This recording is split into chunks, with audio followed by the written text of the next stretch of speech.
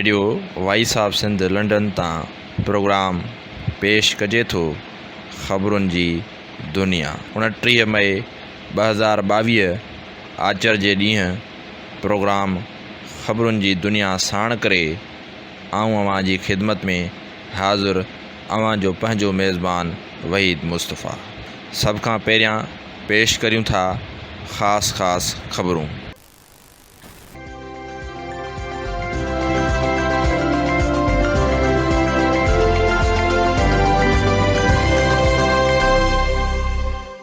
तहरीक इंसाफ़ तरफ़ां वज़ीर आज़म ख़िलाफ़ क़त्ल केस दाख़िल करण जो ऐलान। Justice Qazi Faez chief justice Bandial chairman judicial commission ऐं मेंबरनि खे ख़त लिखी छॾियो। हाई कोर्ट जे चीफ जस्टिस मां सुप्रीम कोर्ट जो जज मुक़ररु न करण ते ॻणतीअ जो इज़हार। सीनियर नज़रअंदाज़ करे जूनियर जजनि जी मुक़ररी जस्टिस साक़िब निसार ऐं जस्टिस गुलज़ार मुतारिफ़ कराई। जस्टिस काज़ी फ़ाइज़ जो ख़त। मलीर में ज़मीन जे तकरार तां 2 धुरियुनि में फायरिंग, 4 ॼणा मारिजी विया, 8 ॼणा ज़ख़्मी। कारूंझर जबल मां कंपनियुनि जूं कैंपूं ख़तमु करण जो हुकुम। शांगला वासी खे मांझंद में मास्तरी मिलण ख़िलाफ़ दरख़्वास्त दाख़िल। डोमिसाइल जाली आहे। हाणे पेश करियूं था तफ़सीली ख़बरूं। नंगर पार्कर जी अदालत कारूंझर जबल मां कंपनियुनि जूं कैंपूं ख़तमु करण जो हुकुम जारी करे छॾियो। उन ॾस में सिविल जज ऐं जुडिशल मैजिस्ट्रेट करम अली शाह जी अदालत कारूंझर जो पथर कढंदड़ कंपनियुनि जी नज़रसानी दरख़्वास्त रद्द करे छॾी। अदालत ज़िला इंतिज़ामिया खे कारूंझर जो पथर कढंदड़ कंपनियुनि जूं कैंपूं ख़तमु करे मशीनरी ज़ब्त करण जो हुकुम जारी कयो। अदालत जारी कयल हुकुम में ॼाणायो त FWO ऐं कोहनूर मार्बल कंपनियूं ॿीहर कारूंझर जबल जे खारसर ऐं छणींदा जबल जो क़ीमती पथर कढे खणण जूं कोशिशूं करे रहियूं आहिनि। अदालत SSP थरपारकर, SHO नगर पारकर ऐं SHO डानू दांधल खे कंपनियुनि जूं कैंपूं ख़तमु करे मशीनरी ज़ब्त करण जो हुकुम ॾींदे रोज़ानी बुनियाद ते अदालत में रिपोर्ट जमा कराइण जी हिदायत कई।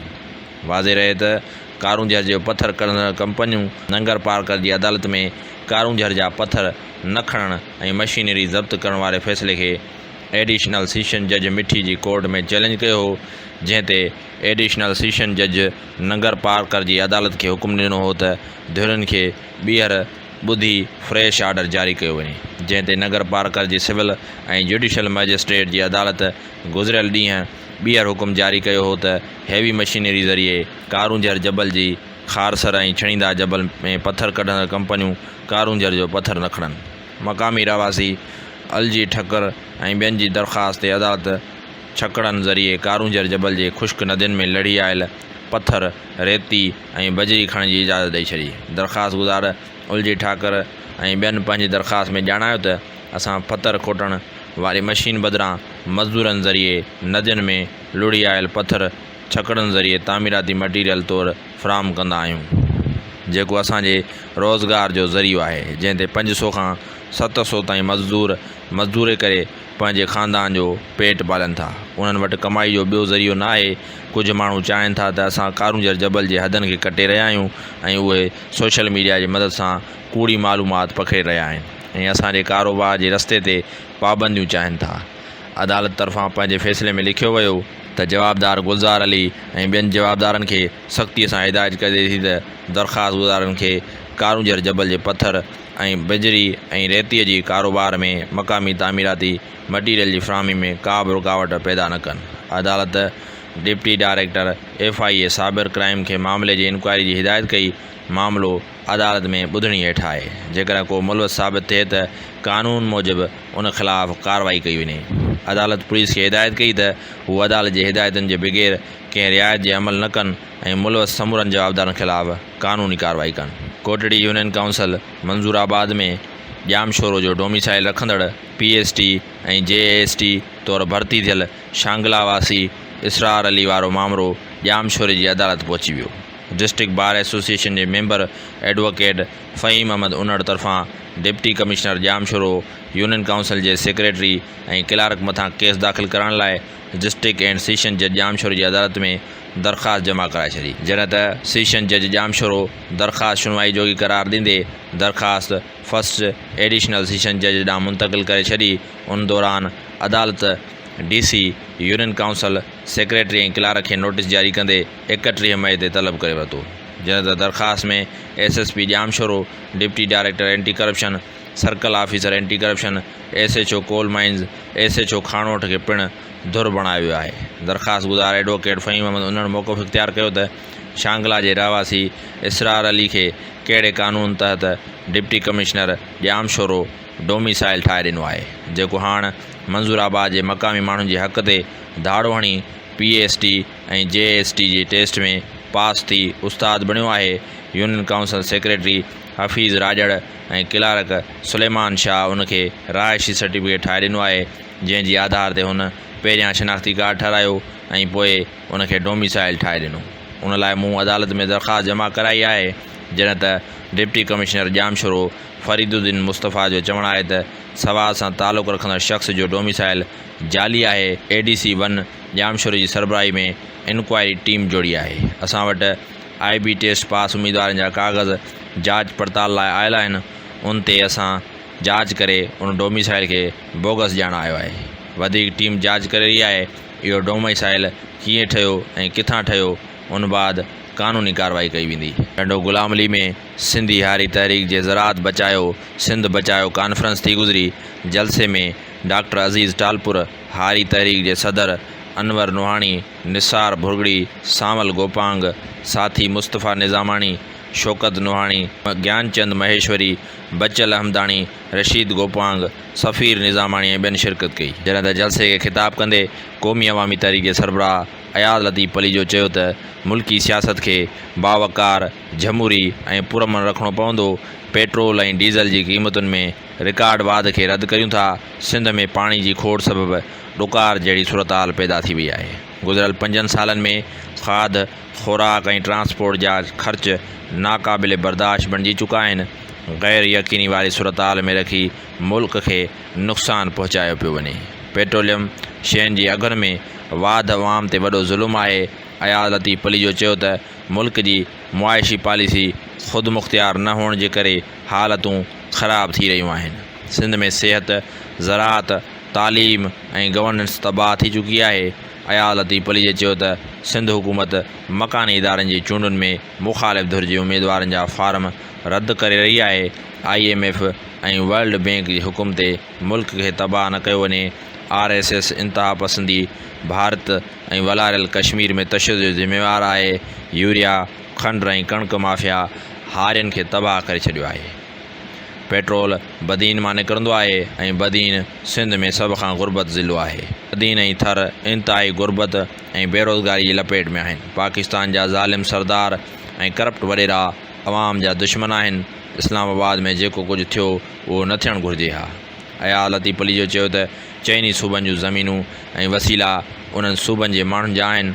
औरतुनि ऐं अक़लियतुनि सां ज़ियादतियुनि जे ख़िलाफ़ पार्लियामेंट ऐं अदलिया पंहिंजो किरदारु अदा कनि। बदीन, सजावल, टंडे मोहम्मद ख़ान ऐं उमरकोट खे फौरी पाणी ॾिनो वञे।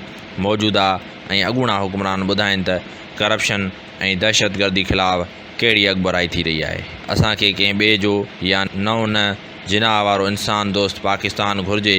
अयाज़ लतीफ़ अली चयो त हुक्मराननि सिंध जे हारियुनि ऐं आबादगारनि खे बदहाल करे छॾियो आहे। सिंध हुकूमत अरिड़हीं तरमीम खे करप्शन जो हथियार बणाए छॾियो आहे।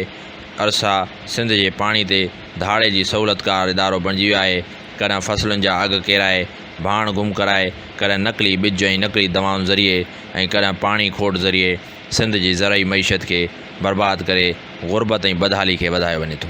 नगर पार्कर में कारूंजर सुजाग फोरम पारां कारूंजर जी कटाई ख़िलाफ़ एहतजाजी मुज़ाहिरो करे धरणो हयो वियो। कारूंजर सुजाग फोरम जे अॻुवाणनि अलाह रखियो खोसो, मुस्तफ़ा दल, ज़ुल्फ़कार खोसो ऐं ॿियनि चयो त सिंध जी सूंहं जी अलामत बणियल कारूंजर जबल असांजे जीअण जो वाहिद ज़रियो आहे, जंहिंखे कटे डेमनि में इस्तेमालु कयो पियो वञे। मैदनियात खाते जी पाबंदी बावजूदि पथर टोड़े इस्तेमालु कयो पियो वञे, जंहिंसां सिंध जी सूंहं ऐं तहज़ीब मुतासिर थियण सां गॾु मक़ामी माण्हुनि जे रोज़गार खे बि नुक़सानु थींदो। ताक़तवर ठीकेदारनि खे इदारनि जी हिमायत हुअण करे केर बि कार्रवाई करण लाइ तयारु न आहे। असां जल्दी हिकमत अमली जोड़े एहतजाज जो दाइरो वधाए पंहिंजे आइनी हक़ इस्तेमालु कंदे रोड बंदि करे धरणो हणंदासीं।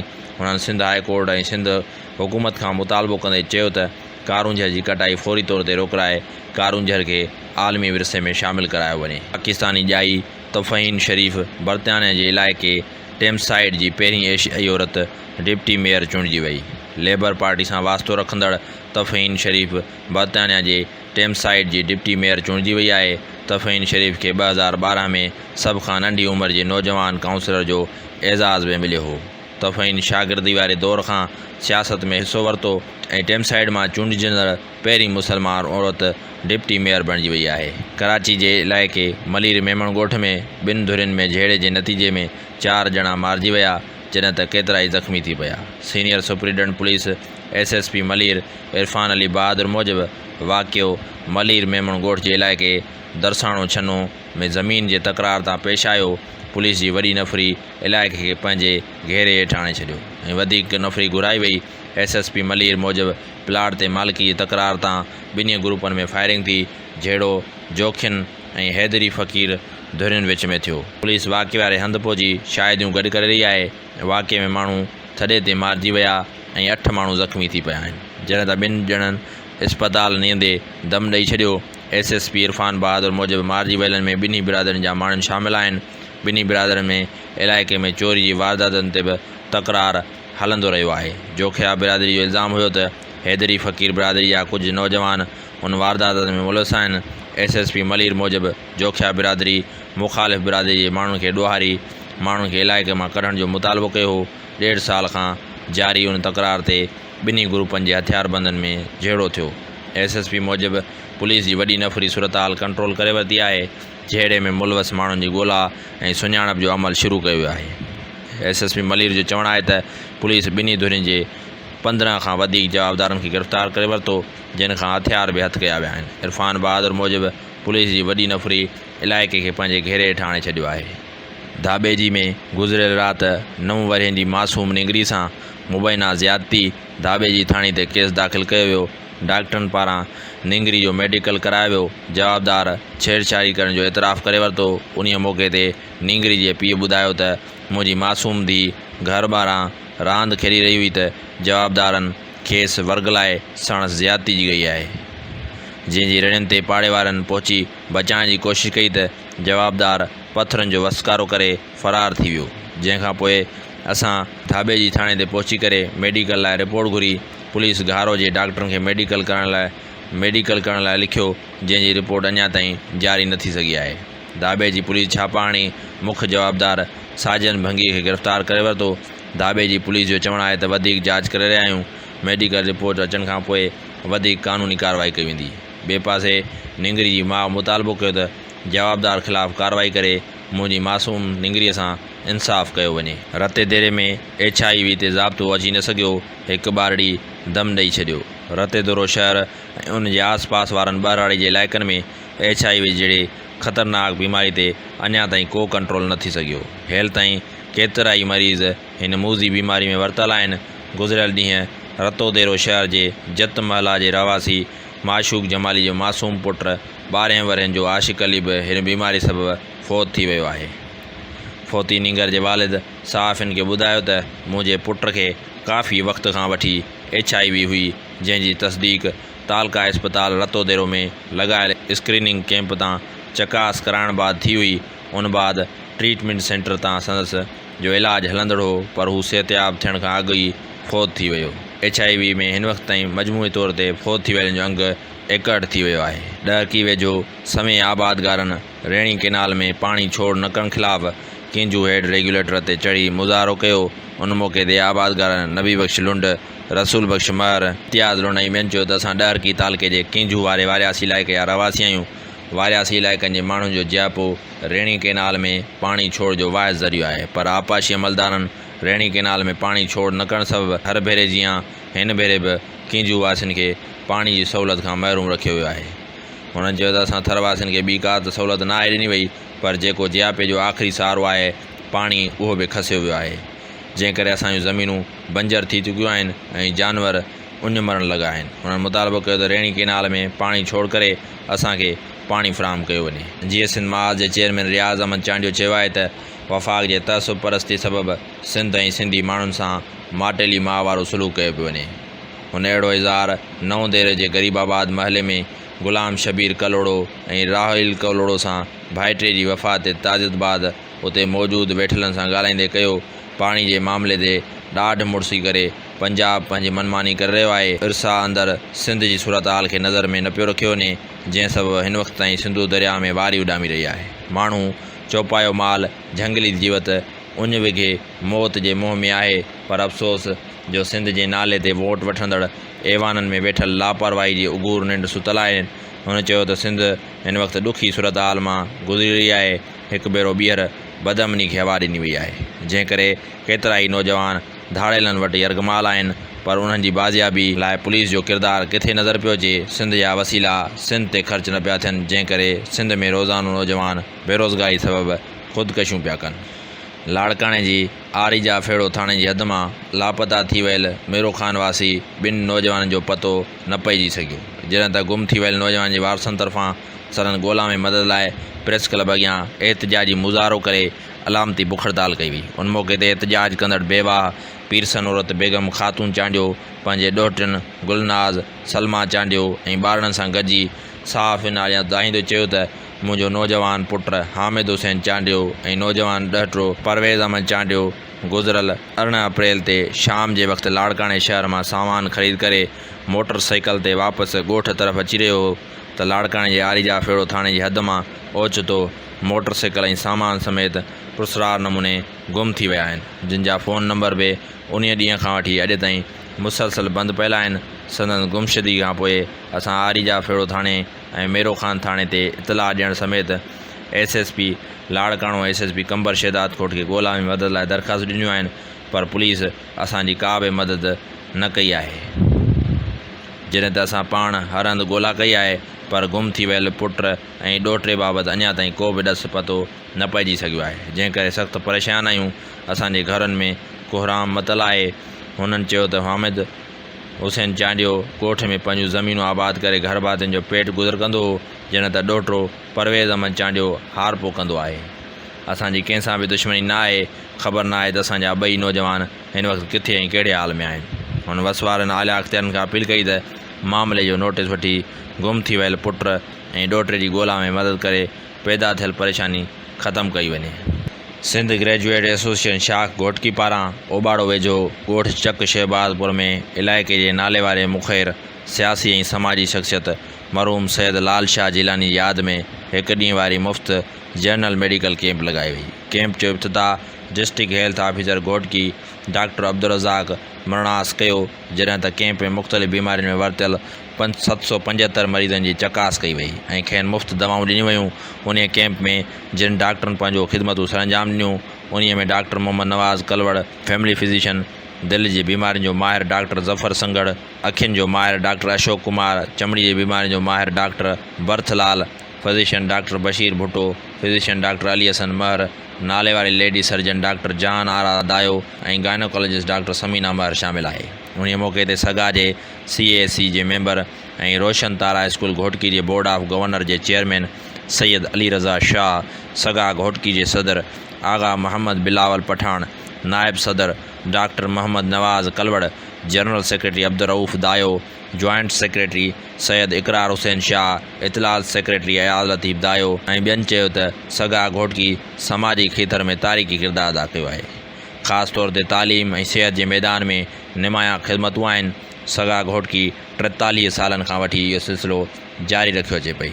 हज़ारे मरीज़नि अखियुनि, चमड़ी जे बीमारियुनि, पैदाइशी तारूं ऐं चप कटियल ऐं मुफ़्त जनरल मेडिकल कैंपू मां इस्तफ़ादो हासिलु कयो आहे। जॾहिं त तालीमी खेतर में Roshan Tara model higher secondary school Ghotki जहिड़ो मयारी तालीमी इदारो क़ाइमु कयो आहे, जंहिंजा 3 आलीशान ब्लॉक शाह, सचल ऐं सामी जदीद बुनियादनि ते ठही रास थी चुका आहिनि। उन्हनि चयो त घोटकी जे अदबी तालीमी सहाफ़ती समाजी ऐं अवामी शख़्सियतुनि मरहूम मोहम्मद हाशिम दांधू, मरहूम डॉक्टर बशीर अहमद घोटो, मरहूम जीवतराम आर मंगलाणी, मरहूम मोहम्मद हसन दायो ऐं ॿियनि जी यादि में केतिरियूं मुफ़्त मेडिकल ऐं अखियुनि जो कैंपूं मुनक़द कयूं आहिनि। हीउ मरहूम सैयद लाल शाह जी यादि में लॻायल कैंप पिणु उन सिलसिले जी कड़ी आहे। सिंध सुजागी फोरम पारां 27 मई शाम 5 वॻे हैदराबाद खाना बदोश कैफ़े जे पार्क में 15 वार स्टडी सर्कल हलायो वियो। अॼोको स्टडी सर्कल साईं अता मोहम्मद बम्बरे जे तर्जुमो कयल डारून जे किताब नस्लनि जे बुणियाद ते साईं मोहम्मद इब्राहिम जोए पारां लिखियल मुआग ते कयो वियो, जंहिंमें तख़लीक़ पसंदनि ऐं इर्तिका पसंदनि जे बेस मुखालफ़त ऐं हिमायत जे दलीलनि बाबति अमरीका जे सुप्रीम कोर्ट पारां इर्तिका पसंदनि जे हक़ में फ़ैसिला ॾियणु ऐं अमरीका जे पब्लिक स्कूलनि में इर्तिका जी तालीम जे हक़ में फ़ैसिलो ॾियणु ऐं फितरत जी हर शइ वेंदे इंसान जे ॾाके बॾाके इर्तिका ते बहस कयो वियो। उन मौक़े ते साईं अल्ताफ़ मलकाणी, मरकज़ी media secretary Ali Ahmed Chandio, finance secretary Mohib Azad, Anil Dayo, सर्वेज दिलीप इसराणी, विनोद धाराणी, महेश अमराणी, जेस समेजो, इमरान गाॾी, जयसीना, सफ़दर चांडियो, गुलाम रसूल मंगरियो, सलीम चारो ऐं ॿिया शरीक थिया। सिंधी ॿारनि सां बोर्ड जे इम्तिहान में सिंधी जी पर्ची दौरान थियल वेदनि ख़िलाफ़ सिंध औरत तहरीक जे कन्वीनर डॉक्टर सलमा जूणे चयो त अॼु कराची जे प्राइवेट स्कूल पाक तुर्क, ज़ुबैर पब्लिक स्कूल ऐं मेट्रोपॉलिटन में सिंधीअ जे पेपर में सिधो संओं ॾाढ कयो वियो आहे। ॿारनि खे सिंधी ॿोली जे पर्चे बदिरां उर्दू जो पेपर ॾियण लाइ ज़बरदस्ती कई वई, जंहिं ते कुझु शागिर्दयाणियुनि हिमत करे उर्दूअ में पेपर ॾियण खां इनकार कयो त कलाक खां पोइ सिंधीअ जो पेपर ॾिनो वियो। पेपर दौरान ॿारनि खे मुस्तक़िल ज़हनी टार्चर ॾिना विया। सिंध में सिंधी ॿारनि सां हिन ज़ुल्म ते सिंध औरत तहरीक सख़्तु लफ़्ज़नि में मज़म्मत कंदे वस वारनि खां मुतालबो थी करे त प्राइवेट स्कूलनि जे इन कुदे अमल ख़िलाफ़ एक्शन खणे। सकरण जे हिकु हिंदू सिंधी नौजवान ओम प्रकाश व्याजनि खां तंग थी ख़ुदकशी जी कोशिशि कई, जंहिंखे ॻणती जोगी हालत में नवाबशाह इस्पताल नियो वियो। अफ़सोस, मुसलमान हिकु हिंदूअ खे व्याज जे पैसनि लाइ तंग पिया कनि। असां ॿुधो त मुसलमाननि ते व्याज हराम आहे ऐं गैर मुस्लिम जे मज़हब में व्याज हिलाल आहे, पर हिते कमु उल्टो लॻो पियो आहे। असां मज़हबी आलमनि मुफ़्तियुनि खां मुतालबो था कयूं त उन्हनि व्याज खोर मुसलमाननि लाइ फ़तवा जारी कनि, जेके व्याज जे करे माण्हुनि जूं ज़िंदगियूं खसे, उन्हनि जा घर वीरान पिया कनि ऐं क़ानून लागू कंदड़ इदारा पिणु उन शइ जो नोटिस वठनि। हिंदू सिंधी अॻु में पंहिंजी धरतीअ ते अक़लियत में आहिनि। उन्हनि जे रोज़गार मिल्कियतुनि ते धारियुनि जो कब्ज़ो आहे, पर जेके वीचारा रेड़ी हलाए गुज़र सफ़र कनि पिया, तिन खे बि मुसलमान व्याज जे कुदे चकर में फासाए खेनि सिंध छॾण ते मजबूर पिया कनि।